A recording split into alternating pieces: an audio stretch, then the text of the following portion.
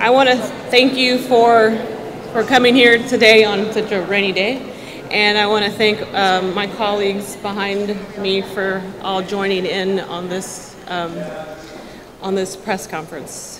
When I learned last night about a training that was held to get, I guess, our city council familiar, or our city staff familiar with dealing with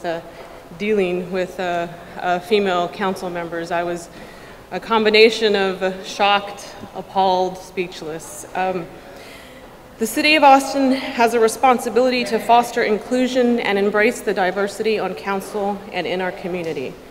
The characterization of women as not having an interest in financial arguments, excuse me, asking too many questions and requiring different interactions than men is unacceptable.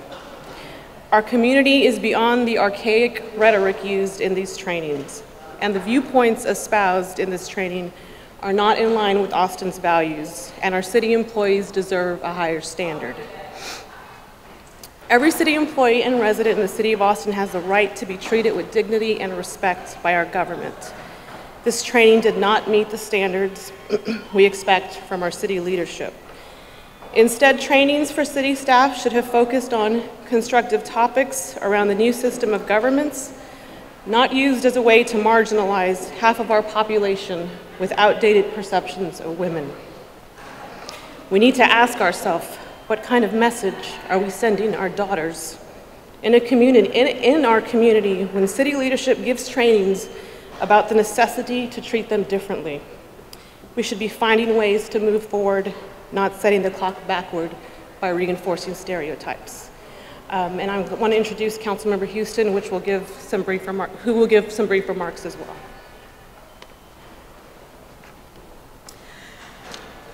Geographical representation. The move to the 10-1 system of governance was about change, different voices, diversity of thought, and fortunately, about the way the composition of the council is made up. Citizens during those elections chose 7 of my colleagues for specific reasons, probably not because we were female. Each of us comes with our own unique strengths and leadership styles. We each have different ways of thinking and governing, regardless of gender, ethnicity, or age. All perspectives are valued and are important. The new City Council structure is establishing a sense of questioning the way things have always been done. We are welcoming, we are inclusive, and we are open, and we are accountable. It is important, however, to have conversations about equity and being culturally competent, and it is my desire that the City of Austin continues to challenge stereotypes through these challenging conversations. I'd like to introduce my council member, Mayor Pro Tem Tovo. Thank you. I appreciate you all being here today. You know, the groups standing before you have legal and doctoral degrees, training in psychology and the medical fields, expertise in finance and real estate. We've served in legislative halls, written treatises, fought fires, and taught in universities. And we draw on this training, experience, and expertise every day to do the job our constituents elected us to do, and we do our job well. So when faced with a news article like this and the information about the training session that occurred on city property using city funds, we have several responses available to us. We can certainly point to the important policies that female council members have championed in the past and that the collective group you see before you are accomplishing now. We could talk about the programs and the services that might not be available to Austinites were it not for their work, to poor decisions that would have gone unchallenged, to inequities that have been addressed, to the sound fiscal policies and decisions created or championed by female council members past and present. We can reflect on the image of Austin that these comments project and acknowledge that, as one constituent wrote, this is a sort of story we'd expect to see in the satirical Onion, not in our local paper reporting very accurately about a city-sponsored training.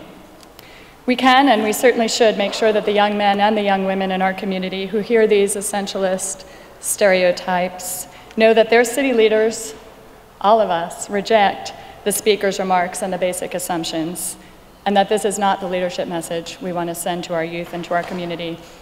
But it occurs to me today that we can also use this incident as a way to move forward, and really as a clarion call that our city doesn't just need women serving on its council and in other positions of elected leadership, but perhaps in more leadership roles throughout our organization, and that we may need, and likely do, need to see more women leaders in our city departments, on our city boards and our commissions, and in upper-level management. So I look forward to working with my colleagues and with our city staff and management to achieve these objectives. Thank you again. And I'd like to introduce Councilmember Kitchen.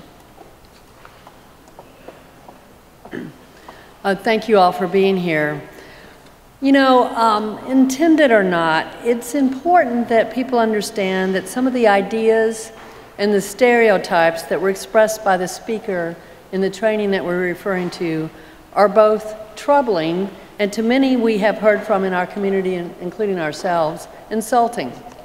Whether you believe women are from Mars, Venus, or Jupiter, talk about men basing their decisions on facts and women on emotions is just frankly outdated and highly unprofessional.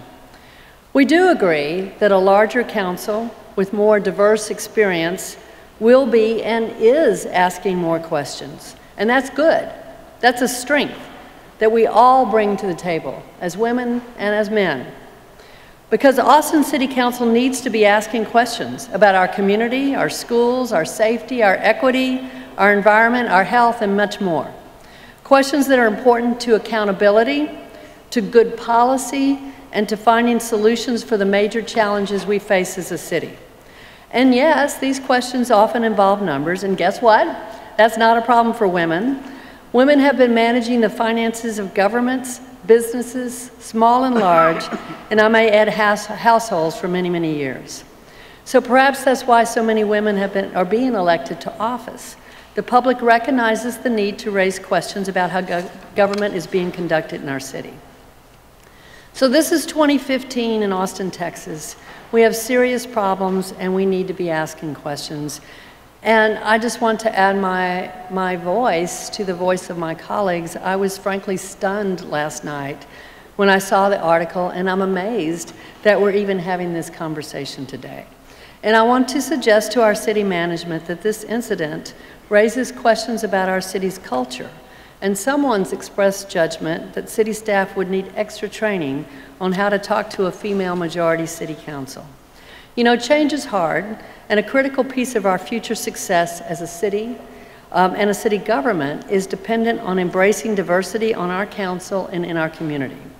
We need to ensure that the City of Austin culture actively works to foster a workplace that breaks down barriers rather than reinforces the stereotypes that create them. So we're working hard to build a new government that works for everyone, and I believe that this council is up to the task.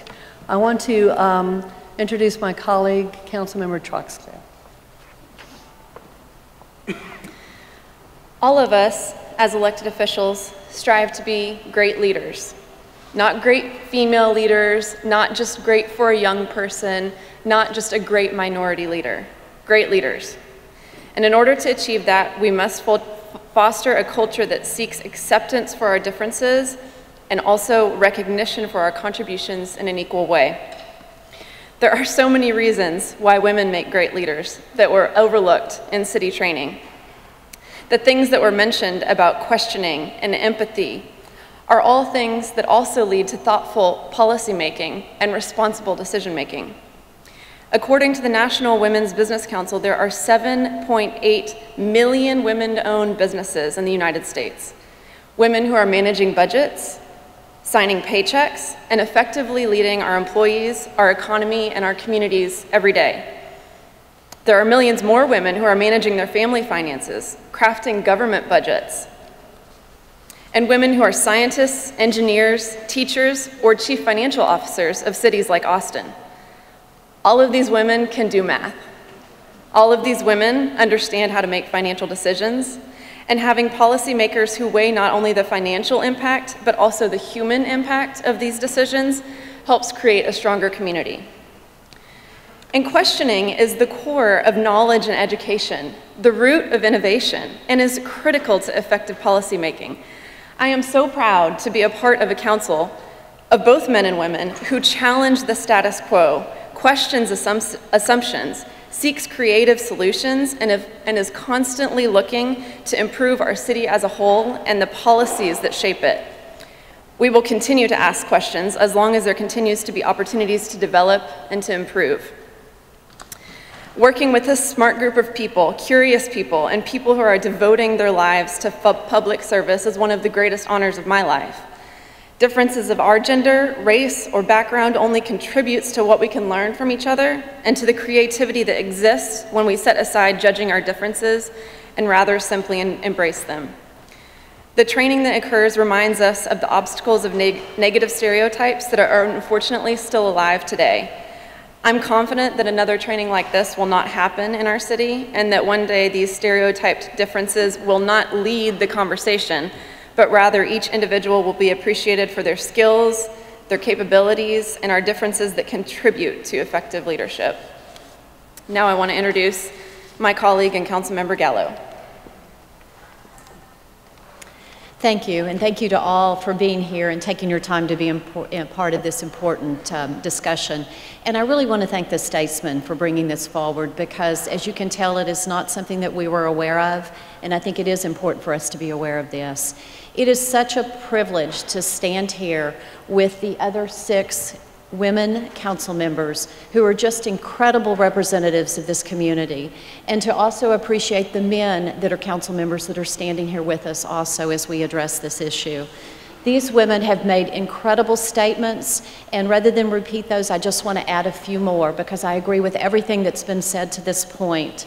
Yes, women ask questions, but it should be clear to the residents of Austin that all of the council members, both the women and the men, are asking questions regardless of their gender. Effective leaders ask questions. Then they evaluate and listen to the answers and develop real solutions based on the information that they've received.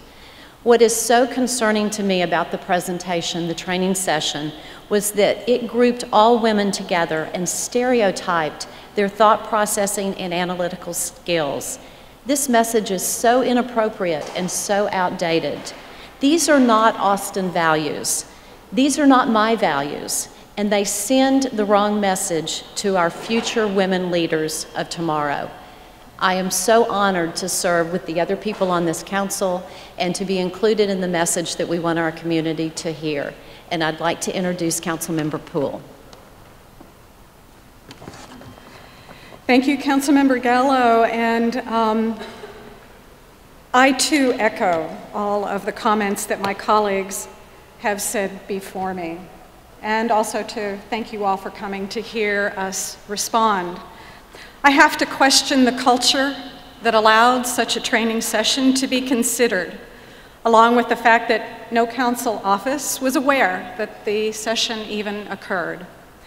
You know, women have a long history of serving in elected positions of power over a long period of time. This is not our first rodeo.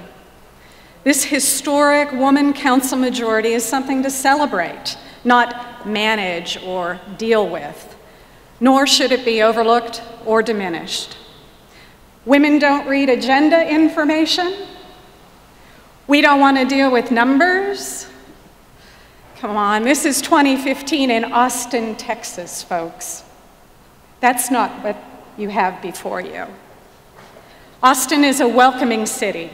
Let's live up to our motto by embracing all forms of decision-making. We're calling on senior staff, middle managers, all staff at the city to recognize the talents, the skills, and the insights that all of us, every one of us, brings to the table. I thank you all for coming today. I'm proud to stand with my colleagues too. We'll be available for additional comment after the press conference if anybody would like to talk with us individually. Thank you so much for coming.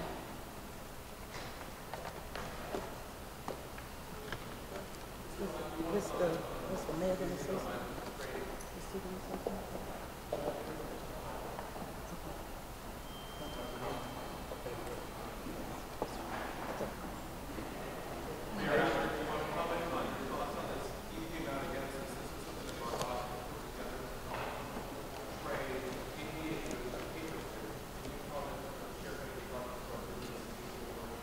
We released a statement as well on social media this morning. I was shocked to learn of this event last night for the first time. This kind of stereotyping is not only wrong, it is damaging. It doesn't represent the values of the city of Austin. You know, I personally have spent over 2 decades fighting against this kind of stereotyping, both leading the Anti-Defamation League here in Austin and serving with that body at a national level. My wife and I learned about it for the first time last night.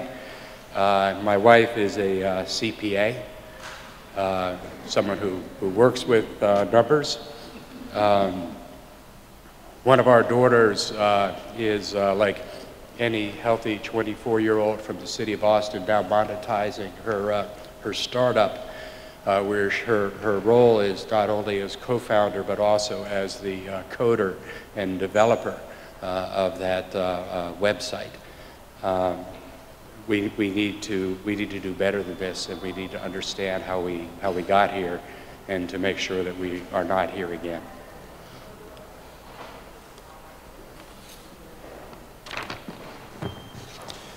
Well, let me start by saying that with respect to the mayor and the council members, all of whom have spoke here today, that as city manager, I certainly agree with the comments and the sentiments that have been expressed about the training that is the subject of this press conference.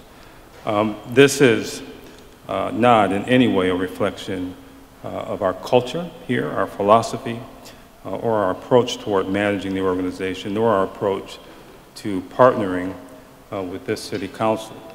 I personally am offended and embarrassed by what I saw on video in regard to the training session. Diversity is the foundation to everything that we do, and the comments made by this presenter were in direct conflict with our values and those values of our community. The training was brought forward in the context of embracing diversity, and I think we were all surprised and disappointed by what was delivered by the speakers. I have to be upfront in acknowledging that this training should have been fully vetted to ensure that it was consistent with our values, and that didn't happen. I want to assure the community, our staff, and this city council of our commitment to a workforce that respects diversity at every level and is free of the kind of broad and stereotypical assertions made by the particular presenter. So this is not the way. This is not in any way a reflection of our culture or our philosophy, as I said. As I think most of you know, I have been city manager here a little over 7 years, but I have been African American all of my life, so I have a personal sensitivity related to the kinds of objections that we all share in regard to the presenter's remarks. It is unfortunate. I am certainly sorry about it, but I see this as an opportunity to go forward in a positive way. I think it's the foundation for the kinds of conversations that can really improve our community as a whole, how we talk to each other, how we get along with each other, and how we work and care about each other. That would be what I have to say in regard to this matter today. Thank you. When does that start trickling down? Because every time we hear sexist comments, we are told it's a few bad apples. But I've also been a woman all my life. I've also been a woman of color all my life. And it's harder to be a woman than to be building power. When is the message going to come from the top down? It has. Certainly in my tenure, I would tell you that it has. And as I said in my remarks, I don't believe that this is consistent with our culture and with our values. And I can't account for what the presenter said. It was unexpected and unanticipated, and we are disappointed by it. What did you know about Mr. I want to interrupt you for a second. We're going to go ahead and conclude the press conference. If anybody wants to ask individual questions, I want to thank the city manager for those comments. We weren't intending him to have to justify anything. So if we're going to go ahead and conclude this, and please feel free to individually ask individual questions. Thank you.